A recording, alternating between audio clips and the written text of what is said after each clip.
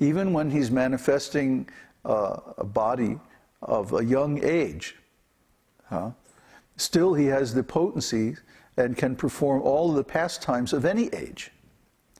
See, that's how Krishna killed so many demons, even when he was just a little baby.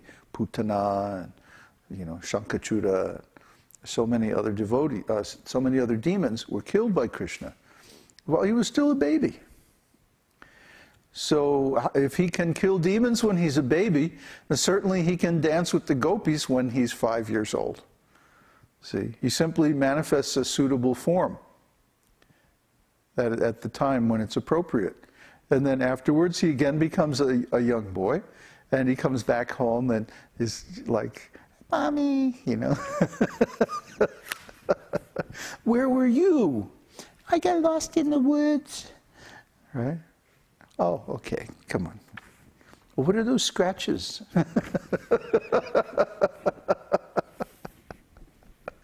So, Krishna is such a rascal. He is the supreme rascal.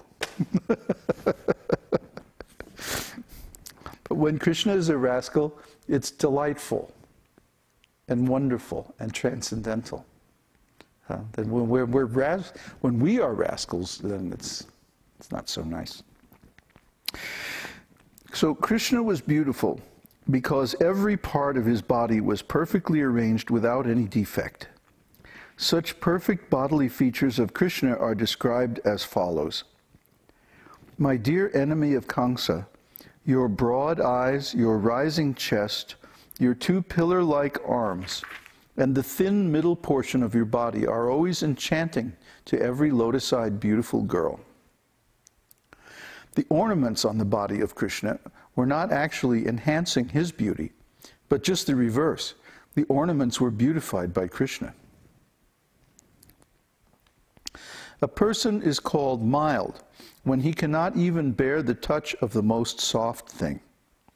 It is described that every part of Krishna's body was so soft that even at the touch of newly grown leaves, the color of the touched part of his skin would change. At this Kaishora age, Krishna's endeavors were always bent toward arranging the rasa dance, as well as toward killing the demons in the forest of Vrindavan. While Krishna was engaged in enjoyment with the boys and girls within the forest of Vrindavan, Kamsa used to send his associates to kill Krishna, and Krishna would show his prowess by killing. So we're going to end here and ask for questions.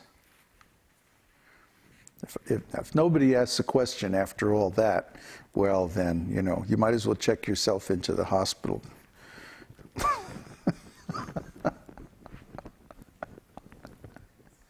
Huh? Call the ambulance, quick.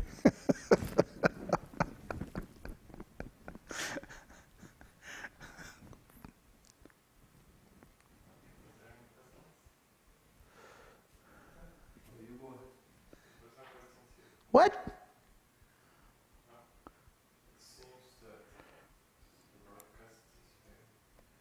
Uh-oh. Somebody using the phone? Oh yeah, the phone rang earlier. Nobody's using it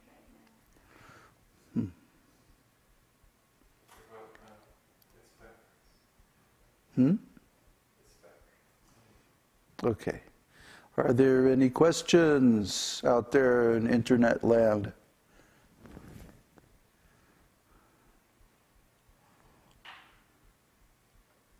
I can't believe there's no questions. I mean, that's just like the most outrageous stuff that you can find anywhere in the world. And, I mean, there's got to be some questions.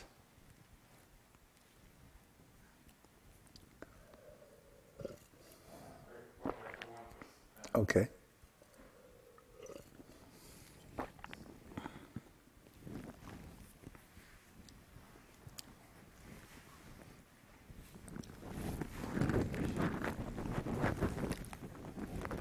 Hare Krishna.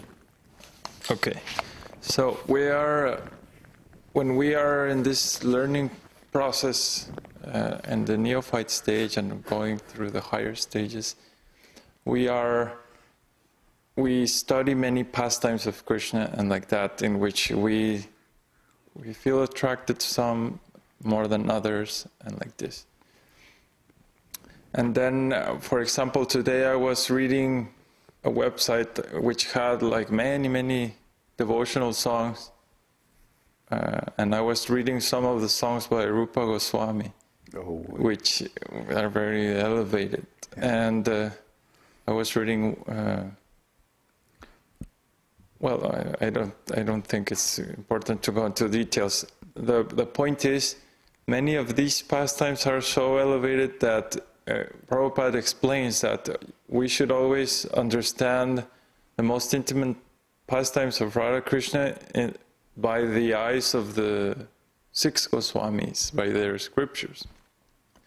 It seems to me that even doing that is it's like very complicated, because in the pastimes, in intimate pastimes, the interactions between the gopis and Krishna and the way they speak and like that is always with an edge and with so much artistic items in between those words that it makes it very hard to understand as it is, you know. So the question would be,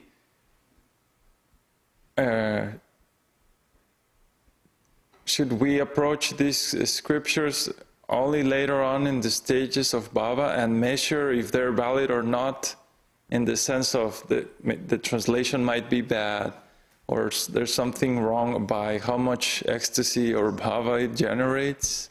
How are we supposed to make sure it's bona fide and we're not reading some cheesy translation full of mistakes? Well, whether we're in the neophyte stage or in the advanced stage, we should be careful to receive this transcendental knowledge from authorized sources.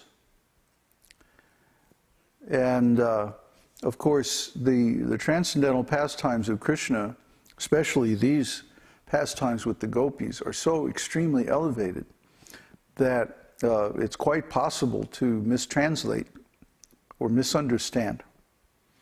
In fact, it's more likely that we'll misunderstand than that we will understand. Because these pastimes are not like anything in this material world. They are so transcendental and so ecstatic, so intense, so dramatic. So we have to make sure that the people who we, whose translations that we read are reliable. Like, we know that Srila Prabhupada is completely reliable. Anything that Srila Prabhupada translates is good. But we don't know about others, and they may introduce some distortion. But still, I mean, it's actually very hard to completely ruin these scriptures, you know? I mean, even I've seen bad translations. Like, when I was chanting in Hawaii, I had a translation of Ujjwala Nilamani. Ujjwala Nilamani is all about Krishna's pastimes with the gopis, and all the different groups of gopis and all of their different qualities and the different relationship that they had with Krishna and the kind of pastimes that they engaged in with Krishna, and all these very intimate descriptions of their relationships and activities. And it was from some Gaudiya Math temple. And there were a lot of misspelled words and typographical errors and printing mistakes, and I mean, it was a mess. It was a typical Indian book. Now the quality of Indian books has improved a lot because of computer typesetting, but especially back in the days when this book was produced, which is back in the 60s or 70s that it was printed, all the typesetting was done by hand. And often by people who didn't even read English. So if you can imagine someone trying to typeset a book in a language that they don't read. And the typesetting wasn't done by computer. The typesetting was done by hand, by picking letters and putting them in a row, little pieces of lead type, and putting them in a row. And to do this, you have to be able to read backwards in a language that you don't understand. So there were many, many mistakes. But still, the flavor of those pastimes came through, even with all those problems. Like the Nectar of Devotion itself that we're reading now has many editorial mistakes. And I'm sure as time goes on that we'll find more and more and more of them. Because maybe some of the devotees in my generation will become more advanced enough, to translate Sanskrit properly. And we'll finally get a complete translation of the original text. This version